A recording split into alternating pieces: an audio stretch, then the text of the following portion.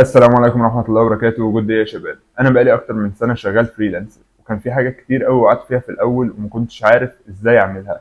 أنا اشتغلت وما كانش في حد في دايرتي ينصحني النصايح اللي أنا جاي أقولها لك النهاردة عشان أبدأ صح أو ما أخسرش وقت ومجهود زي ما خسرت في الأول كتير، وكان هيتنصب عليا كذا مرة لأن دايرتي كانت محدودة أو دايرتي كانت بتشتغل شغلانات تقليدية، وأنا كنت عايز أشتغل فريلانسر فول تايم، يعني أشتغل فريلانسر ال 24 ساعة بتوعي، ما عنديش شغل تاني، ما عنديش شركة، ما عنديش بنك.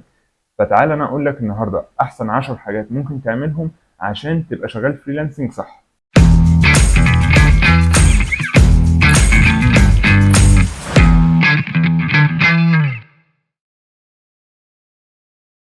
اول نصيحه النهارده وهي الانجليش. انا مهما اتكلمت في الموضوع ده مش هوفيه حق. لازم تتعلم انجليش ولازم تبقى متقن اللغه ديت. اللغه ديت دلوقتي اكتر لغه الناس بتتكلمها في العالم، يعني غالبا كل الناس اللي انت هتقابلها في فريلانسنج هيبقوا بيتكلموا انجليش. فانت لو معكش اللغه ديت تخسر كتير جدا، وغالبا الفريلانسنج مش هيبقى مكانك. طيب لو انت حتى مش عايز تشتغل فريلانسنج فالانجليش هو حاجه ليك عموما. لو رحت اشتغلت في بنك او شركه كبيره غالبا هيطلبوا منك انجليش، لو ما كانش لغات تانية زي الفرنش مثلا او الالماني. وطبعا كل ما بتبقى عارف لغات اكتر كل ما بيبقى معاك فرصه ان انت تشتغل في شركه اكبر بمرتب اكتر بكتير. يعني هنا مثلا لو انت اشتغلت كول سنتر والماني او فرنساوي بتاخد فلوس اكتر بكتير جدا من انجليش او عربي. تاني نصيحه وقبل ما ندخل فريلانسنج، ان لازم تبقى مأمن نفسك قبل ما تسيب شغلتك الأساسية. الوظيفة الأساسية بتاعتك اوعى تسيبها قبل على الأقل 6 شهور، أو تبقى مأمن نفسك إن يبقى معاك فلوس لو حصل حاجة طارئة لا قدر الله، أو إن الفريلانسنج ما اشتغلش معاك حلو من أول مرة. الفريلانسنج هو مجال مش ثابت، على طول بيتغير وعلى طول في تغيرات، زي مثلا إن في شغلانة جديدة طلعت أو شغلانة راحت أو إن كلاينت مثلا عايزك تطور من نفسك. كل الحاجات دي ممكن تاخد منك وقت ومجهود في النص ومش هيبقى مدفوع الأجر. وطبعا لازم تبقى فاكر ان كل الحاجات التأمينية اللي هو مثلا زي التأمين اللي بتاخده من الشركة ديت مش تبقى موجودة. فانت لازم تبقى مأمن نفسك كويس قبل ما تسيب شغلك وتشتغل فريلانسر كامل. طب انا دلوقتي بشتغل شغلانة، ابدأ ان انت تشتغل فريلانسر وخده جنب الشغل بتاعك. يعني مثلا ممكن تقعد اول شهرين 3 بتشتغل فريلانسر، جالك كلاينتس واشتغلت فيه كويس وبقى فعلا ليك دخل ثابت في فريلانسنج، ممكن ساعتها تبدأ تسيب شغلك. ممكن تقعد لحد سنة وانت شغال فريلانسر وفول تايم في الشركة بتاعتك، بس اوعى تسيبها. وديت من النصائح المهمه جدا، اوعى تسيب شغلتك وانت مش مأمن نفسك فريلانس. تالت حاجه واحنا لسه ما دخلناش في فريلانسنج نفسه، لازم تبقى عندك صبر. لازم تبقى صبور وتستنى، الموضوع بياخد فتره طويله جدا. الموضوع مش ورود وانهار وجنه وهتدخل هتلاقي فلوس كتير وكلاينتس بتحدف عليك. الموضوع هياخد وقت كتير جدا. الموضوع محتاج ان انت تطور من نفسك ومن مهاراتك. لازم على طول ان انت تدور على الكورسات اللي ممكن تساعدك، او ان انت تشوف الناس اللي اشتغلت وتبدا من مكانهم. الشاطر اللي بيتعلم من غلطاته، لكن الاشطر اللي بيتعلم من غلطات الاخرين. شوف الناس انتهت فين وابدا من عندهم. حاول ان انت تفتح اليوتيوب وتشوف الناس اللي شغاله في الفريلانسنج. عندي مثلا شوف الغلطات اللي انا بقول لك ان انا وقعت فيها او النصائح اللي بديها لك، ومش لازم تاخد الكلام مني بس، في ناس كتير جدا بتتكلم في الموضوع ده. حاول تاخد المعلومات كلها وتبدا من المكان ده. ساعتها هتبقى انت عديت 90% من الناس اللي بيبداوا من الصفر وبيوقعوا في غلطات كتير جدا، وفرت على نفسك وقت ومجهود، وممكن يبقى وفرت على نفسك كمان فلوس. رابع حاجه وان انت لازم تعمل بورتفوليو.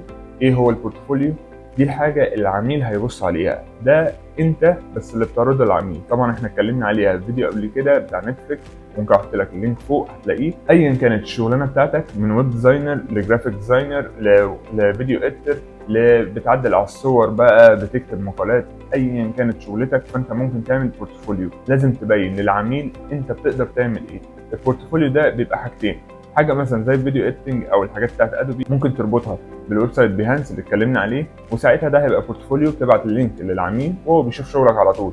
او ان انت ممكن الاحسن ان انت تعمل ويب سايت لنفسك باسمك، وده هيبقى عليه كل المعلومات بتاعتك، ازاي يتكلم معاك، ايه الاسعار بتاعتك، ايه الشغل اللي انت عملته.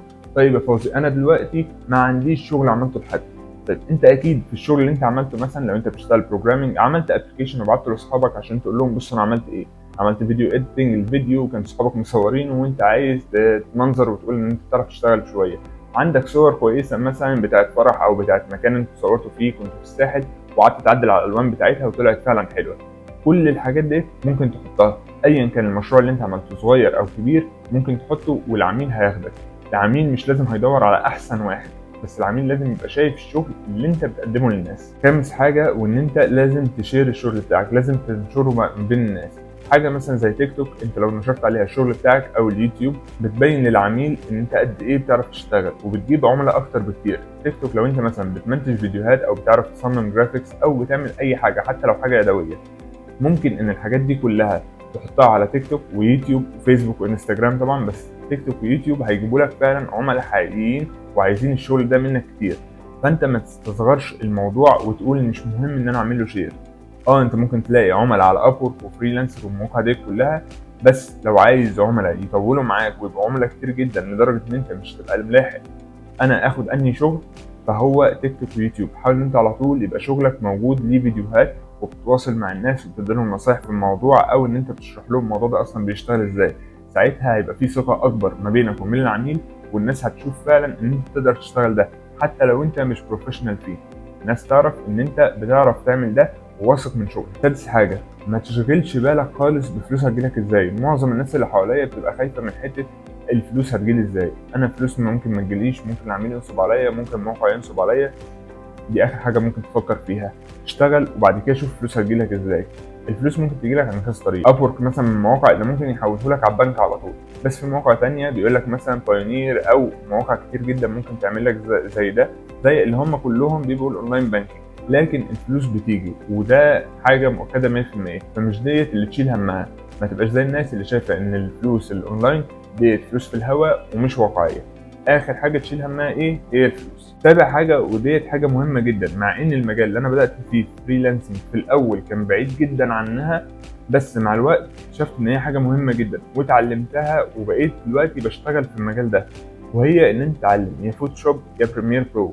الاثنين ده بتاع صور وده بتاع فيديوهات، بس انت قريب او بعدين هتحتاج البرنامجين دولت. لو انت بتشتغل في اي حاجه، لو انت بتشتغل مصمم مثلا ويب سايت، فانت هتحتاج دولت عشان تعمل الصور. لو انت بتشتغل فيديو اديتور فانت اكيد محتاج الحاجات زي فاينل كات وبريمير برو وافتر افكتس. لو انت بتعدل على الصور ففي فوتوشوب والستريتور والبرامج اللي شبههم كلها. فالبرنامجين دولت ممكن يساعدوك في حاجات كتير جدا حتى لو بتشتغل في الماركتنج. الماركتنج بيحتاج ان انت تعمل الصوره اللي هو الاد كرييتيف. الاد كرييتيف ده بتبقى عباره عن صوره انت اللي مركبها. فكل ما تبقى فاهم اكتر في الموضوع وكل ما تبقى عارف ازاي ان انا اتحكم في الصور او الالوان او الفونتس، كل ما هتطلع الاد كرييتيف احلى. كل الكلام ده بينطبق عليه ان انت لازم تتعلم برنامج زي فوتوشوب او بريمير برو، لان هم هيساعدوك كتير جدا. تامن حاجه وان انت لازم تعدل البيئه اللي حواليك انها تبقى مناسبه للشغل بتاعك. ما تفضلش قاعد في البيت ومعتمد ان انت تفضل شغال من على السرير او من على المكتب. لازم على طول ان انت تبقى عامل كورنر مخصص للشغل، او ان انت تروح اماكن مختلفه للشغل. يعني مثلا ممكن تروح كووركينج سبيس ان انت تشتغل فيه، مره تروح كافيه وتشتغل فيه. لازم على طول تغير من البيئه اللي انت قاعد فيها عشان ما تتعودش على الشغل، بالذات ان هو شغل اونلاين، فممكن يا تزهق يا تمل يا تتعب. فعشان نتفادى كل الكلام ده، حاول ان انت على طول ان انت يبقى ليك كذا مكان، وبالذات لو انت قاعد في البيت بس يبقى ليك كورنر مخصص للشغل. ده المكان بتاع الشغل، ما يبقاش فيه حاجات بتشتتك كتير عشان تطلع احسن كواليتي ممكنه. تاسع حاجه، وتعلم ان مفيش حاجه ببلاش. مفيش شغلانه ممكن تعملها ببلاش. اول عميل هيرد عليك انت هيبقى نفسك ان انت تقول له ان الشغل اللي انا هقدمه لك ده يبقى ببلاش لمجرد انه رد عليك، بس انت ده بتطلب حقك. اوعى تسيب حقك في فريلانسنج، لان هو كلها ان انت تقدم مشروع صغير وتاخد قدامه فلوس. لو عملته ببلاش يبقى اللي بعد كده يجي ببلاش. ايه المواقف الوحيده اللي انت ممكن تقدمه بديسكاونت عليه؟ يعني مثلا ان انت تقول له والله انا هشيل من ثمن البروجكت ده 30% 50% او ايا كان الرقم اللي انت حاطه. ان انت مثلا تقول له يا تكتب لي فيدباك كويس، يا اما ان انت تتفق معاه ان يبقى فيه لونج تيرم كونتراكت، يعني يبقى عندك عقد طويل المدى، ان انت تبقى ضامن ان هو هيديك مثلا 10 بروجكتس، فانت هتقلل له من كله 10% او 20% او ان كان الرقم اللي انت حاطه. طيب انا ازاي اصلا اعرف الرقم بتاعي؟ روح شوف الناس اللي شغاله في البلاتفورم ديت او بلاتفورمز مختلفه وشوف بيقبضوا قد ايه. لو انت مكسوف او محرج ان انت تطلب منه الفلوس ديت ممكن تقللها شويه. لو انت شاطر في الموضوع وعارف ان السكيل بتاعتك تستاهل اكتر، اوعى تفرط في حقك واطلب فلوس اكتر. 10 حاجه وديت اللي هتلم لك كل اللي قبل كده، وديت اهم واحده فيهم، ان انت تخلي بالك من صحتك الجسمانيه والنفسيه. ما تجيش بعد فتره تلاقي نفسك ان انت تايه او تعبان وانت ما كنتش واخد بالك. الشغل الكتير ساعات بينسي ان الواحد تعبان او ما بتبقاش واخد بالك. انت بتبقى في لوب وما بتطلعش منها. اللوب دي بتبقى عباره عن ان انت كل يوم عندك شغل وعندك تسليمات وايميلات ترد عليها، فبتيجي في اخر الشهر انت مش حاسس انت فين. ممكن تلاقي ان انت نفسيتك تعبت من كتر الشغل، وساعتها ممكن تاثر اكتر وتسيب الشغل خالص.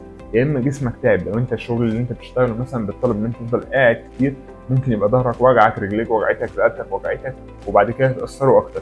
حاول على طول ان انت تبقى منظم قعدتك ومهتم بجسمك ونفسيتك، اهم من الشغل بكتير، لان ده راس مالك الاساسي. في الاخر عايز اقول لك ان النصايح ديت من اهم النصايح اللي انا كنت عايز اعرفها قبل ما ابدا فريلانسنج، لان في منها ما كنتش عارفه واخد مني فتره كتير قوي عشان اعرفه، وعرفته بالطريقه الصعبه.